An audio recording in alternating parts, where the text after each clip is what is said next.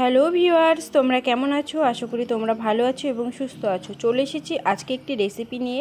আমার রেসিপি ভালো লাগলে লাইক কমেন্ট শেয়ার করবে, চ্যানেলকে সাবস্ক্রাইব করে পাশে থাকবে। তো বন্ধুরা, আজকে রেসিপি হলো দেশি মুরগির ডিম দিয়ে আলুর ঝোল রেসিপি। তো রেসিপিটা শুরু করা যাক। তো বন্ধুরা দেখো, এখানে আমি ডিমগুলোকে পরিষ্কার করে ধুয়ে নিয়ে নিয়েছি। তো এখন আমি ডিমগুলোকে সেদ্ধ হয়ে বসিয়ে দেব।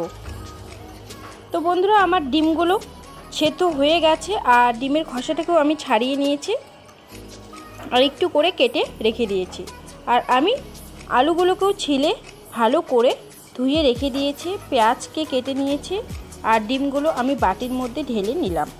তো এখন আমি ডিম ভাজার জন্য কড়াই বসিয়ে দিয়েছি। তো কড়াইয়ের মধ্যে দিয়ে দিলাম সর্ষের তেল, আর তেল ভালো মতো গরম হয়ে গেছে।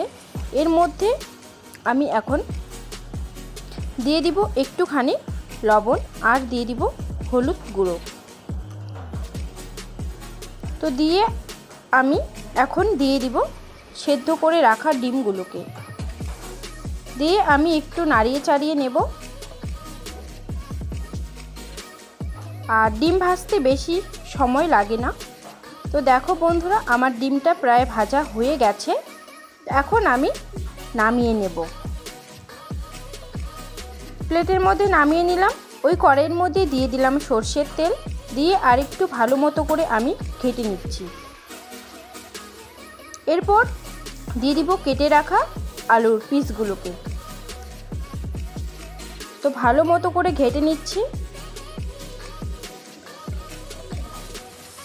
তারপর আমি এখানে দিয়ে দিব একটুখানি লবণ আর দিয়ে দিচ্ছি একটুখানি হলুদ গুঁড়ো, দিয়ে ভালো করে আমি মিশিয়ে নিচ্ছি লবণ হলুদটাকে। আর ডিমের মধ্যে এভাবে আলু ভেজে রান্না করলে খুবই ভালো লাগে, খেতেও অসাধারণ হয়। তো দেখো, প্রায় আমার আলুটা ভাজা হয়ে গেছে, আমি এখন নামিয়ে নেব। তো বন্ধুরা দেখো, এই কড়াইয়ের মধ্যে আমি আরেকটু সর্ষের তেল দিয়ে দিব এখানে শুকনো লঙ্কা, তেজপাতা আর একটা কাঁচা লঙ্কা। একটুখানি আমি ভেজে নেব। তারপর এখানে দিয়ে দিব গোটা জিরে। তো দিয়ে আমি ভালো করে জিরেটাকে ভেজে নিলাম। তারপর দিয়ে দিলাম এখানে আমি দুটো বড় সাইজের পেঁয়াজ কুচোনো, দিয়ে আমি ভালো মতো করে ঘেটে নিচ্ছি। আমি এখানে একটু পরিমাণে ভেজে নেব। তো দেখো বন্ধুরা, আমার পেঁয়াজটা ভাজা অনেকটাই হয়ে গেছে। এর মধ্যে এখন আমি দিয়ে দিচ্ছি শুকনো লঙ্কা বাটা, জিরে বাটা আর আদা বাটা। আমি শিলনোড়ায় বেটে নিয়েছি। তো এখন আমি মশলাটাকে ভালোভাবে কষিয়ে নেব।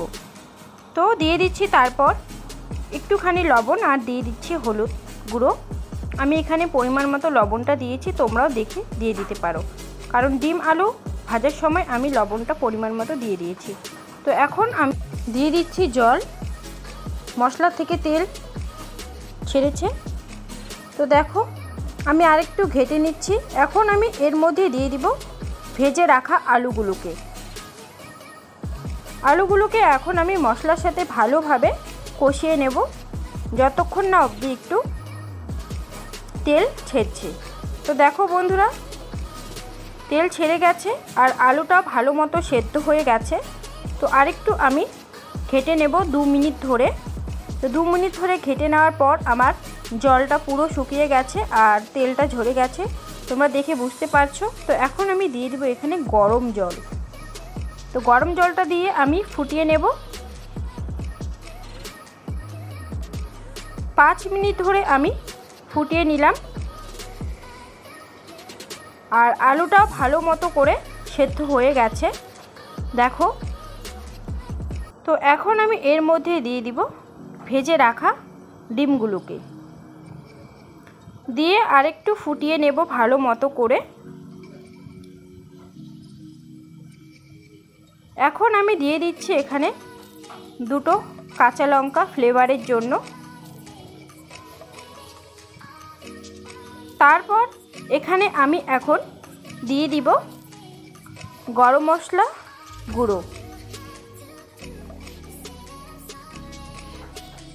ভালো মতো করে একটু আমি ঘেটে নিচ্ছি। তারপর তোমাদেরকে দেখিয়ে দিচ্ছি সেদ্ধটা কতটা হয়েছে। সেদ্ধ প্রায় হয়ে গেছে। আমার ডিম আলুর ঝোলটা প্রায় রান্না করা হয়ে গেছে। তোমরাও এইভাবে বাড়িতে বানিও, ভীষণ ভালো হয় খেতে। তো এখন আমি নামিয়ে নিলাম। 15 মিনিট পর আমি ফিরে আসলাম। দেখো বন্ধুরা, ডিম আলুর ঝোলটা ঠান্ডা হয়ে গেছে। এখন আমি পরিবেশন করব। বাটির মধ্যে তুলে নিচ্ছি। তোমরাও এভাবে ডিম আলুর ঝোল বাড়িতে বানিও। দেশি মুরগির ডিম খুবই ভালো হয় এভাবে ডিম আলুর ঝোল রান্না করলে, গরম ভাতের সঙ্গে ভীষণভাবে জমে যায়। তো ভিডিওটা কেমন হয়েছে অবশ্যই জানাবে, লাইক কমেন্ট শেয়ার করবে, চ্যানেলকে সাবস্ক্রাইব করে পাশে থাকবে। বাই বন্ধুরা।